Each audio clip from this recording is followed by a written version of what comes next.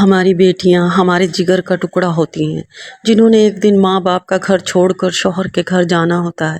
بیٹی کی رخصتی کے دن ماں باپ اپنے جگر کا ٹکڑا ایک دوسرے مرد کو سونپ دیتے ہیں۔ جس نے اپنی بیٹی دے دی اس نے اپنا سب کچھ دے دیا، تو پھر یہ جہیز جیسی لعنت کیوں دے؟ کیوں؟ آخر کیوں؟ کیا یہ ہماری سنت ہے؟ نہیں، بالکل نہیں۔ جب آپ رشتہ پکا کریں تو سب سے پہلے پوچھیں کہ آپ ہماری بیٹی کو کیا کچھ دیں گے۔ ہمارے اسلام میں یہ ہے کہ لڑکا جہیز کی تمام چیزیں بنائے اور پھر شادی کرے۔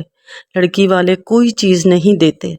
لڑکے والوں کو تو خود لڑکی کا شکر گزار ہونا چاہیے، کیونکہ لڑکی اپنے ماں باپ، بہن بھائی، تمام رشتے پیچھے چھوڑ کر آتی ہے اور پھر ان کی نسل کو آگے بڑھاتی ہے۔ خدا کے لیے یہ ہندوؤں والی رسمیں چھوڑ دیں اور پیارے نبی صلی اللہ علیہ وآلہ وسلم کی سنت پر عمل کریں۔ زندگی آسان ہو جائے گی انشاءاللہ۔